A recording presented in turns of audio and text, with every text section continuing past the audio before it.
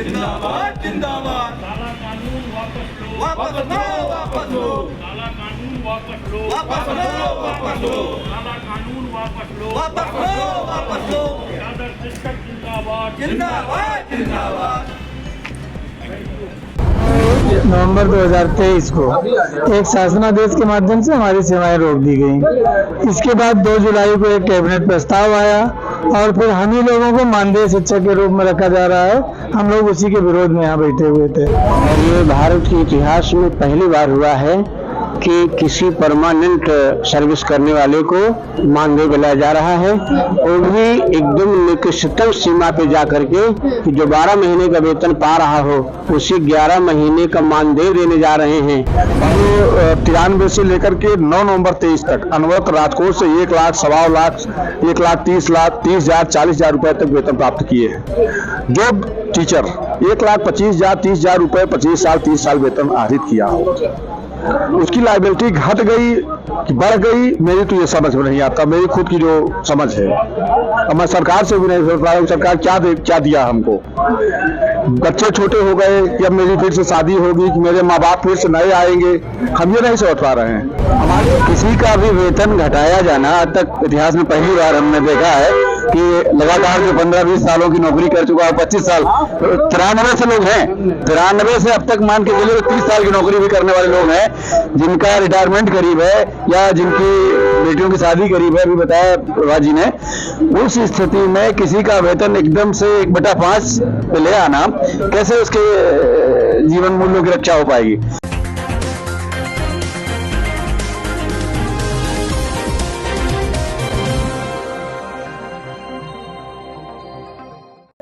नमस्कार, मैं कीर्ति और आप देख रहे हैं जीके न्यूज। हमारे पीछे यहाँ पर तमाम जो तदर्थ शिक्षक हैं वो बैठे हुए हैं अपनी मांगों को लेकर, और जो उनकी मांगे हैं इसको लेकर के सरकार की तरफ से क्या कुछ कार्रवाई की गई है हम इनसे जानेंगे और जानेंगे कि क्या है पूरा मामला। और ये पहली बार नहीं है जैसे शिक्षक अपनी मांगों को लेकर धरना पर बैठे हुए, इससे पहले भी कई बार वो बैठे हैं और उन्होंने अपनी तमाम मांगे सरकार के सामने रखी है, लेकिन उसका कोई ठीक तरीके से कार्रवाई होते हुए नहीं देखी गई।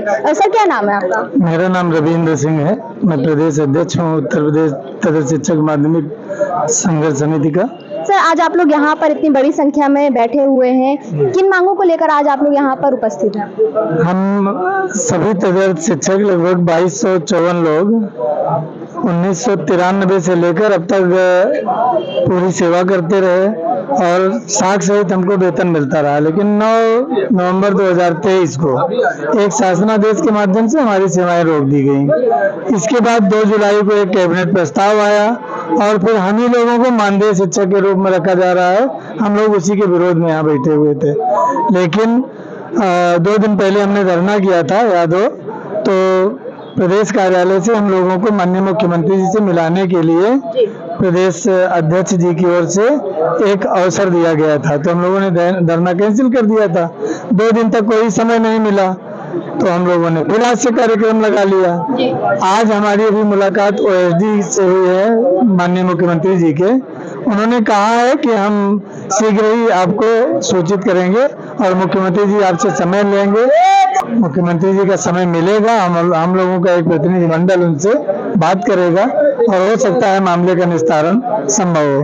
सर, जैसे कि आप लोगों को पहले आश्वासन दिया गया कि 2 दिन के अंदर आपको समय मिल जाएगा, आपको मिलवाया जाएगा और आप अपनी मांगे उनके सामने रख पाएंगे, लेकिन 2 दिन तक इतना ढीला रहा, कोई मामला नहीं, और फिर आप लोग आज धरने पे बैठे हैं तो उनकी तरफ से कहा जा रहा है नहीं अब मुलाकात करवा दूं। आपको नहीं लगता है कि थोड़ा सा आप लोगों को बस टहलाया जा रहा है? हाँ, ये तो है, ये अभी तक तो यही है कि टहलाया जा रहा है और निश्चित रूप से हम लोगों के साथ बहुत बड़ा अन्याय किया गया है। क्या मांगे हैं आपकी और क्या चाहते हैं आप? अब ये बताइए, 30-31 साल जिसने अध्यापन कार्य किया हो, पूरा वेतन लिया हो और अचानक उसको मानदेय शिक्षक बना दिया जाए, तो हम तो यही चाहते हैं कि हमारी सेवा पूरी तरह से उसी रूप में वापस करके हमको नियमित किया जाए, आमेलित किया जाए और हमारा पूरा वेतन बहाल किया जाए। सर, आप कब से काम कर रहे हैं शिक्षा का? हमको भी लगभग 15 साल हो गया वेतन लेते हुए, और ये भारत के इतिहास में पहली बार हुआ है कि किसी परमानेंट सर्विस करने वाले को मानदेय दिलाया जा रहा है, वो भी एकदम निकृष्टतम सीमा पे जा करके कि जो 12 महीने का वेतन पा रहा हो उसे 11 महीने का मानदेय देने जा रहे हैं, और वो भी सीधा ट्रेजरी से न दे करके प्रबंधक के खाते में भेज करके। ये भी एक बहुत बड़ा हम लोगों का अपमान किया गया है। तो मानदेय में कितने आप लोगों को पैसे देने की बात कही जा रही है? मानदेय में जो 10 और 11 को पढ़ाएंगे, 9-10 को पढ़ाएंगे उनको 25,000, और जो 11 और 12 को पढ़ाएंगे उनको 30,000 की बात हुई। सर, अभी मैं आपको बताऊं, अगर तो कुछ दिन पहले मानदेय जो शिक्षक हैं वो भी धरने पर बैठे हुए थे, ये कहते हुए कि उनके जो मानदेय है उसको बढ़ाया जाए, उसको समय पर दिया जाए। 2-3 महीने उनके बच जाते हैं, उनको बहुत ज्यादा तकलीफों का सामना करना पड़ता है। तो आपको नहीं लगता कि जो सरकार है वो शिक्षकों के लिए जो उनका रवैया है वो बहुत ज्यादा खराब होता जा रहा है? आप तो बिल्कुल सही करें, वही मानदेय शिक्षक है जिसके विषय में आप चर्चा करें, जो आप देख रहे हैं। ये जो आपने पहले मानदेय शिक्षक देखा तो वही मानदेय शिक्षक है। जो आप मानदेय के विषय में बता रहे हैं, मानदेय जो सरकार ने घोषित को 11 महीने का, 8-9 महीने का नहीं, 11 महीने का मानदेय है, लेकिन वो मानदेय मात्र 25,000 रुपए और 30,000 रुपए है। जबकि ये शासकीय सहायता प्राप्त माध्यमिक विद्यालयों के तदर्थ शिक्षक है। ये लगभग 93 से लेकर के 9 नवंबर 23 तक अनवरत राजकोष से 1 लाख, 1.25 लाख, 1,30,000, 40,000 रुपए तक वेतन प्राप्त किए हैं। जो टीचर 1,25,000, 30,000 रुपए 25 साल, 30 साल वेतन अर्जित किया, उसकी लायबिलिटी घट गई कि बढ़ गई, मेरी तो ये समझ में नहीं आता। मेरी खुद की जो समझ है, अब मैं सरकार से भी नहीं समझ पा रहा हूँ सरकार क्या दिया हमको। बच्चे छोटे हो गए, या मेरी फिर से शादी होगी कि मेरे माँ बाप फिर से नए आएंगे, हम ये नहीं समझ पा रहे हैं। हमारी तो समझ सिर्फ ये आता है कि अगर 30 साल मैंने नौकरी किया, 1.25 लाख रुपए में राजकोष से वेतन लिया, और आज इस उम्र पड़ाव पर पहुंचने के बाद मेरी बेटियां शादी योग्य हो गई है, बेटे पढ़ने योग्य हैं, सब हाई एजुकेशन में सब हैं, माँ बाप बूढ़े हो गए, उनकी दवाओं की आवश्यकता है, 1.25 लाख रुपए वेतन पाता था, तब तो परिवार का पालन पोषण कर लेता था, शिक्षा दिला देता था बच्चों को। अब 25,000 में हम कैसे शिक्षा दिलाएंगे इनको? कैसे माँ बाप की सेवा करेंगे? हम कहाँ मुंह दिखाने लायक रह गए हैं? आप बताइए, क्या शोभा देता है सरकार को? आज विधानसभा का सत्र भी शुरू हो गया है, आपको क्या लगता है, क्या विपक्षियों द्वारा आप लोगों की मांग उठाई जाएगी? क्योंकि विपक्ष लगातार कह रहा है कि सरकार जो है काम नहीं कर रही, रोजगार नहीं है, शिक्षा व्यवस्था ठीक नहीं है। भारत एक लोक कल्याणकारी राज्य है, ये इसकी प्रस्तावना में है।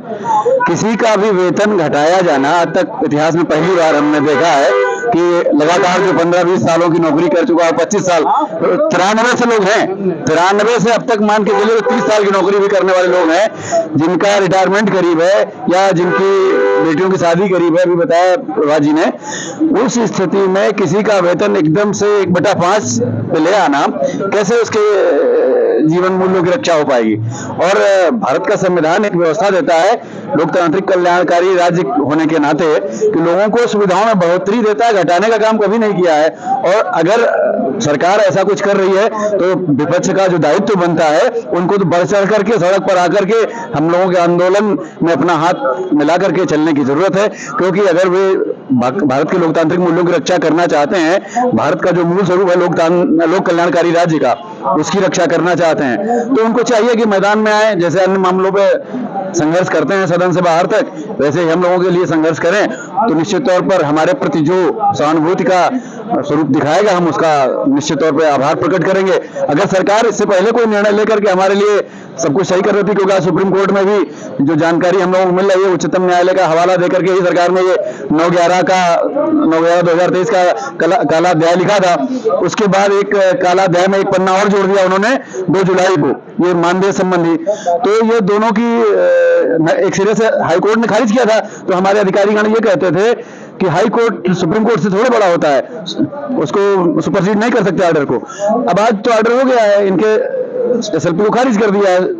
लेकिन सर, अधिकारी दुर्भाग्य है कि अधिकारी जो है ये मुख्यमंत्री को बार बार गुमराह कर रहे हैं कि नहीं ये 1611 में है, धारा 18 में है, ये फर्जी है, ऐसे हैं वैसे हैं। एक मूल बात जो जानना है आपको, बेसिक रूप में ये जानना और मुझे कहना है आपके माध्यम से सरकार मुख्यमंत्री तक जाए, कि जब 26 अगस्त 2020 को ऑर्डर आया, उसके बाद किसी का विनियमितीकरण नहीं होना चाहिए था। उसके बाद कई सैकड़ा मतलब 200-300 लोगों का विनियमितीकरण हुआ। अभी ये दिसंबर 23 और जनवरी 24 में विनियमितीकरण हुआ है। बात सत्य, अधिकारी और हमारे शासन प्रशासन में संघर्ष चल रहा था। ये बातें थी कि हम लोगों का पूरा रखा जाएगा, जैसे मुख्यमंत्री ने भी सदन में बोला था, अभी सुनी होंगी कि इनके साथ न्याय होगा। लेकिन ये न्याय नहीं है, ये अन्याय है, ये काला कानून। इसलिए हम लोग कह रहे हैं कि जब हम लोग 1,25,000 सवा लाख वेतन पा रहे थे, आज 25-30,000 आ गया। हमारी लोन की EMI हाउस की है, किसी की पर्सनल लोन है, किसी का 40,000 है, किसी का 45,000 है, किसी की 26,000 है, किसी का 25,000 है। तो 25 और 30,000 में आज चलने वाला है नहीं मामला।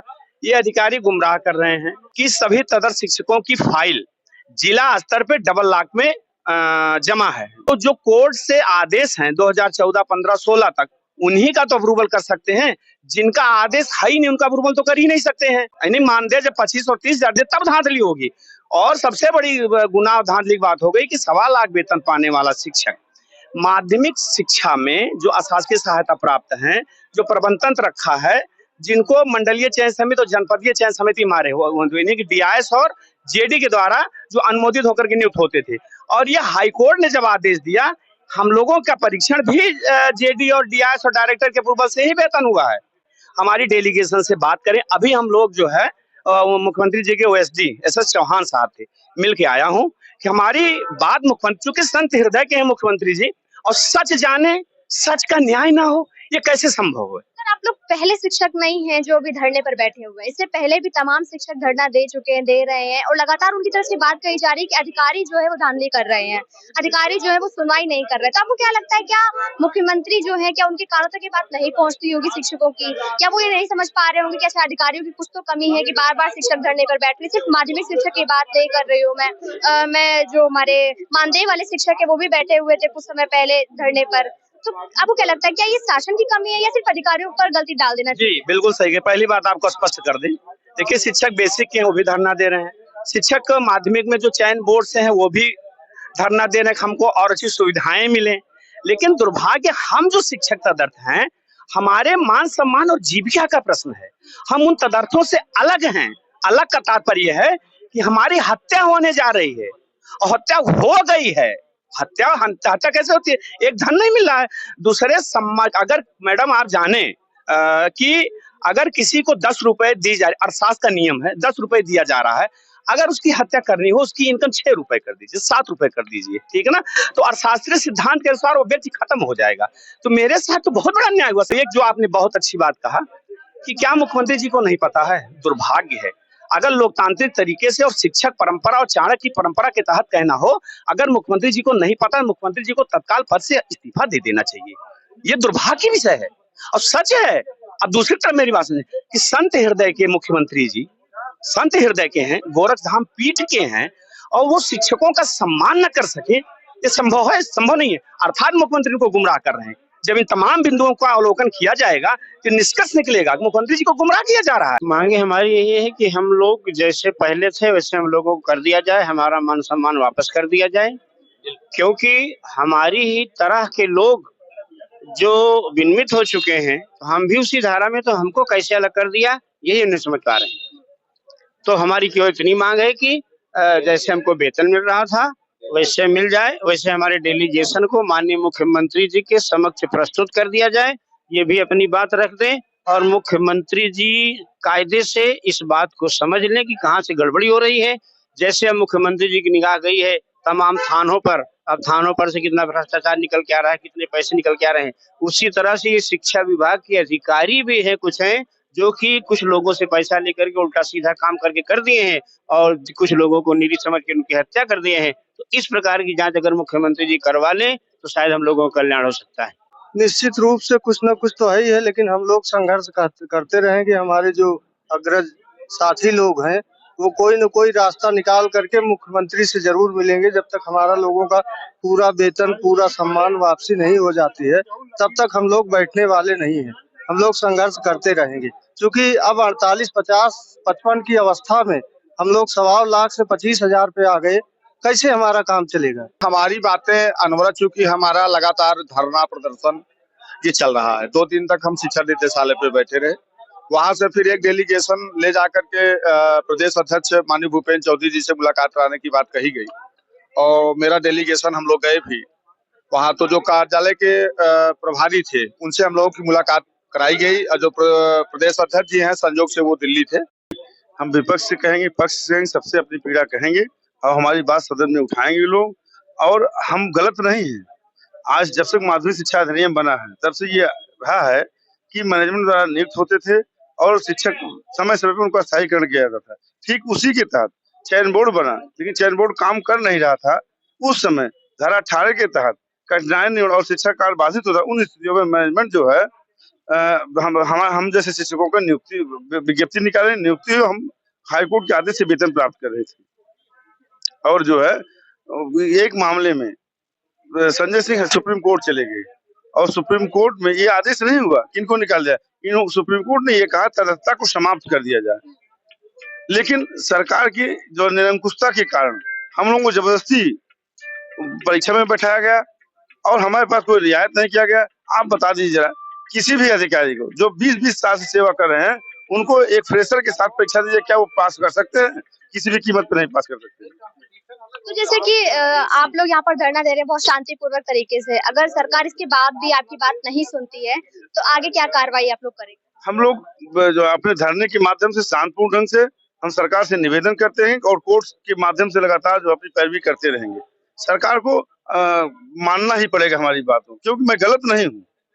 20 साल की सेवा करने के बाद अगर हमको किसी फ्रेशर के साथ किसी IAS अधिकारी को या किसी को अगर परीक्षा दिया जाए, वो उनके साथ पास कर लें तो मैं मान लूँ। अभी एक खुशखबरी हम लोगों को प्राप्त हुई। माननीय उच्च न्यायालय इलाहाबाद और लखनऊ खंडपीठ ने तदर्थ शिक्षकों का जो आदेश शासन ने पारित किया था 9 नवंबर 23 तक वेतन देने का, इसके बाद वेतन बाधित कर दिया, लोगों को निकाल करके सड़कों पर छोड़ दिया। इसको लेकर के हमारे बहुत सारे साथी कोर्ट गए हुए थे। कोर्ट में उनको इलाहाबाद उच्च न्यायालय और लखनऊ उच्च न्यायालय दोनों न्यायालयों से उनको कोर्ट ने कहा कि ये पत्र जो शासन का जारी किया गया है निरस्त किया जाता है और ये इनको इनसे कार्य लिया जाए और उनको अनुरोध वेतन भुगतान किया जाए। ये माननीय उच्च न्यायालय इलाहाबाद हाईकोर्ट ने कहा और लखनऊ खंडपीठ ने कहा। जब वहां सरकार इसको पाई तो सरकार इसको लेकर के भाग गई सुप्रीम कोर्ट। वेतन न देने के बजाय, काम न लेने के बजाय इसको लेकर के सरकार सुप्रीम कोर्ट चली गई। लेकिन अभी सूचना हम लोगों को प्राप्त हुई कि सुप्रीम कोर्ट में आज मुकदमा लगा हुआ था, वहां उनकी रिट जो है खारिज हो गई। अब क्या उम्मीद है कि अब मिलेगा आप लोगों को? भाई अब तो उम्मीद यही बनती है कि हाई कोर्ट का जो आदेश है उसका अनुपालन किया जाए। सुप्रीम कोर्ट का जो आदेश है, सुप्रीम कोर्ट ने इसलिए खारिज कर दिया, जो हाई कोर्ट ने आदेश किया है काम कर रहे हैं तो इनको वेतन भुगतान करो। सुप्रीम कोर्ट ने ऑर्डर दे दिया और यहाँ पर सरकार की तरफ से आप लोगों को आश्वासन मिल रहा है कि आप लोग बहुत जल्द मुख्यमंत्री जी से मुलाकात कर पाएंगे। लेकिन अगर आज के इस धरना प्रदर्शन के बाद भी आप लोगों को नहीं मिलने दिया जाता है या आपकी बात नहीं हो पाती है उनसे, आपका प्रतिमंडल वहाँ नहीं जा पाता है, तो आगे की क्या कार्रवाई होगी? हम लोगों ने एक नारा तय किया है, भीख नहीं सम्मान चाहिए, पूरा वेतनमान चाहिए। इस नारे को ही हम अपनी आधारशिला बनाते हुए तब तक संघर्ष करेंगे जब तक हमें पूरा वेतनमान सरकार देने को तैयार नहीं हो जाती। एक लाइन की बात है मैम। तो जैसा कि आपने देखा यहाँ पर हमारे साथ तमाम शिक्षक मौजूद थे और उनका ये कहना है कि भीख नहीं सम्मान चाहिए और पूरा वेतनमान चाहिए, और इसी नारे के साथ ही अपना जो संघर्ष है ये जारी रखेंगे तब तक जब तक सरकार इनको न्याय नहीं दे देती है। कैमरा पर्सन के साथ में कीर्ति, GK न्यूज़।